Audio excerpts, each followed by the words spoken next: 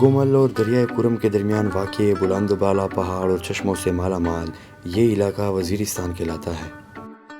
اس کے جنوب میں بلوچستان اور مغرب میں افغانستان ہے، جبکہ مشرق میں ٹانک اور ڈیرہ اسماعیل خان واقع ہیں۔ ثقافت، مہمان نوازی، روایتی کانوں اور پشتون ولی سے یہ علاقہ پہچانا جاتا ہے۔ لوگوں کے حوصلے یہاں کے سنگلاخ چٹانوں سے بھی مضبوط ہیں، جس کا ثبوت یہ ہے کہ آسمان بھی ان پہاڑوں سے جھک کے دکھتا ہے۔ یہاں کی ثقافت میں روایتی رقص اتن کافی مشہور ہے۔ عید، شادی اور خوشی کا موقع ہو اور اتن نہ ہو تو یہ ایسا ہے جیسے روح کے بغیر جسم۔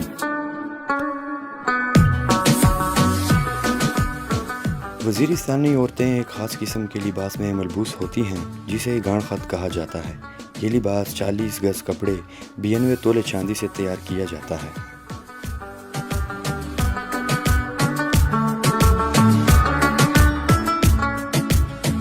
یہاں کے لوگوں کے آپس کے تنازعات اور جھگڑوں کو جرگے کے ذریعے پایہ تکمیل تک پہنچائے جاتے ہیں۔ جرگہ ایک مقامی کورٹ کی حیثیت رکھتا ہے۔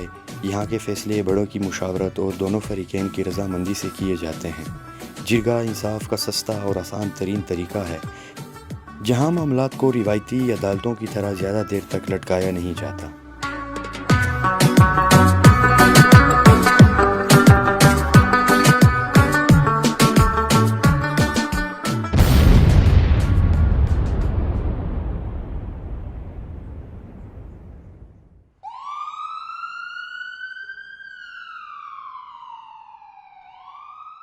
دنیا پر جنت کا یہ ٹکڑا دشمن کو ایک آنکھ نہ بایا۔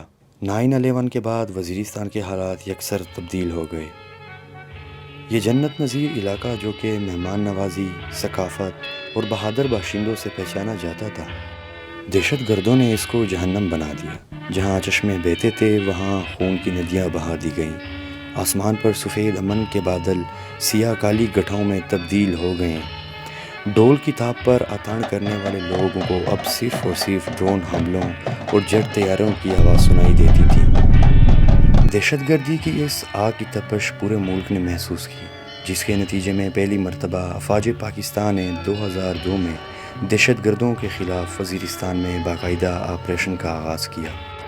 ملک کے وسیع تر مفاد اور امن کی خاطر افواج پاکستان اور طالبان کے درمیان کئی معاہدے ہوئے، مگر شاید امن یہاں کے لوگوں کے نصیب میں نہ تھا اور یہ معاہدے ٹوٹتے گئے۔ 2009 میں جنوبی وزیرستان میں راہ نجات کے نام سے آپریشن شروع ہوا، جس کے نتیجے میں 12 لاکھ سے زائد لوگ راتوں رات بے سر سامان گھروں سے نکل گئے۔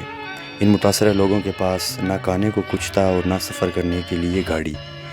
بے یار و مددگار کھلے آسمان تلے یہ لوگ پیدل سفر کرنے پر مجبور تھے، جس کے نتیجے میں کہیں بچے، بڑے اور عورتیں راستے میں لقمہ اجل بن گئے۔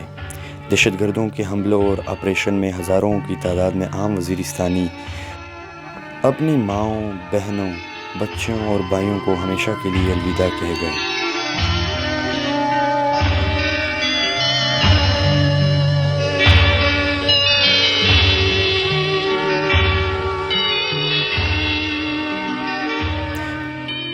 خون کی سیاہی سے لکھ دینے والا یہ امتحان صرف یہاں تک محدود نہ رہا، بلکہ ان لوگوں نے 8-9 سال IDPs کی زندگی گزاری۔ وہ لوگ جو قلعہ نما گھروں میں رہتے تھے اکثر نے IDPs کی زندگی خیموں میں گزار دی۔ لیکن اسی دوران جہاں لوگوں نے اتنی تکالیف اور صعوبتیں برداشت کی، وہاں ان کو ایک فائدہ یہ ہوا کہ ان کے بچے تعلیم کی روشنی سے روشناس ہوئے۔ ان کو پتہ چل گیا کہ معاشرے کو ترقی کی طرف کیسے بڑھایا جا سکتا ہے اور اپنے وسائل کو کیسے بروئے کار لایا جا سکتا ہے۔ جب آپریشن راہ نجات اور آپریشن ضرب عضب کے بعد یہ متاثرہ خاندان واپس چلے گئے تو نوجوان طبقے نے دیکھا کہ وزیرستان کی خوبصورتی، اونچے اور گھنے پہاڑ، یہاں کے چشمے اور آبشار کسی سے کم نہیں۔ ایک طرف یہ علاقہ اپنی تاریخی پس منظر رکھتا ہے تو دوسری طرف یہ قدرتی وسائل سے مالا مال ہے۔ ارشاد اللہ خان صاحب، ذرا تفصیل سے بتائیے کہ کون کون سی منرلز ہیں وہاں؟ وہاں کاپر ہے، گولڈ ہے، یورینیم ہے، سلور ہے، کرومور ہے، اور کیا کہتے ہیں ماربل بہت عمدہ ہے، اور گرینائٹ ہے، اور آئل اینڈ گیس کے بہت عمدہ ریزروز ہیں وہاں۔ اگر ان کو ہم یوٹیلائز کریں तो पाकिस्तान का नक्शा बदल सकता है। वज़ीरिस्तान टेररिज्म के लिए नहीं बल्कि टूरिज़म के लिए मौजू तरीन इलाका है। यहाँ पर प्रेगल जैसे ऊंचे और ख़ूबसूरत पहाड़ मौजूद हैं जिसकी ऊंचाई सतह समंदर से 11,335 फुट है। K2 और सियाई चीन के बाद पाकिस्तान में ये सबसे ऊंचा पहाड़ी सिलसिला माना जाता है।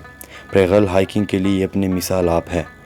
इसकी टॉप पर पहुंचकर यूँ महसूस होता है जैसे इंसान बादलों की सवारी पर आसमान की सैर कर रहा हो।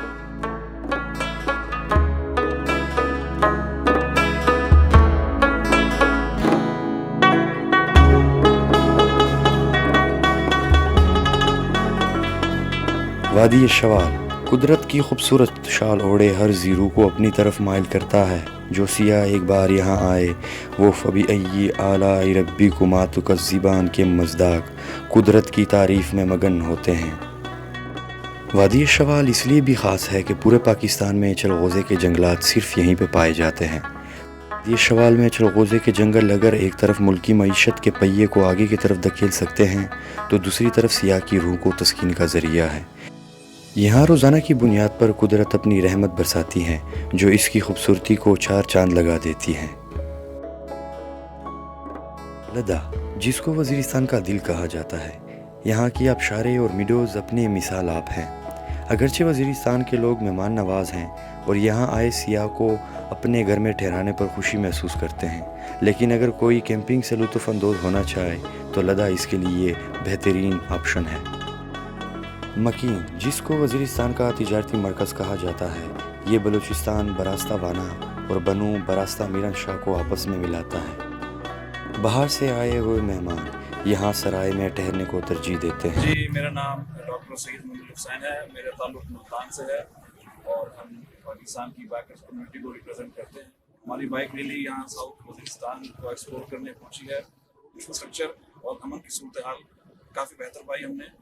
इसमें यकीनन पाकिस्तान आर्मी का एक किरदार है जो कभी नहीं भुलाया जा सकता। मज़ीद सयाहों को मैं यहाँ आने की दावत दूँगा कि आएँ और इस खित्ते को एक्सप्लोर करें।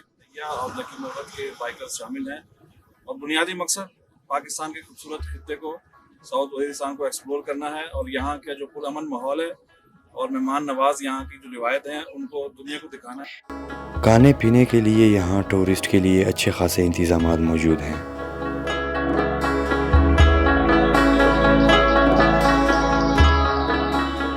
अमन माहौल हमारी पाक आर्मी ने किया है जिसका मैं उन्हें शुक्रिया अदा करता हूँ। मैं अपने छोटे बेटे को भी अपने साथ लाया हूँ। आप लोग भी आएँ। और ये मेरा बेटा है, इसकी उम्र इस टाइम 13 साल है।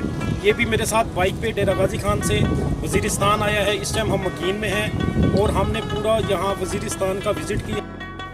रज़्म जिसको अंग्रेज़ ने छोटे लंदन का नाम दिया, अपनी तारीख़ और ख़ूबसूरती में कोई सानी नहीं रखता। इसकी इम्पोर्टेंस स्ट्रेटेजिक का अंदाज़ा अलेक्जेंड्रा फोर्ट से लगाया जा सकता है।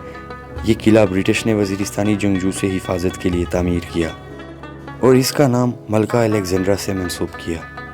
यहाँ के लोग अलेक्जेंड्रा फोर्ट को अली जांद्रा के नाम से पुकारते हैं। रज़्म के एक तरफ महसूद जबकि दूसरी तरफ वज़ीर और दावड़ कबाइल आबाद हैं।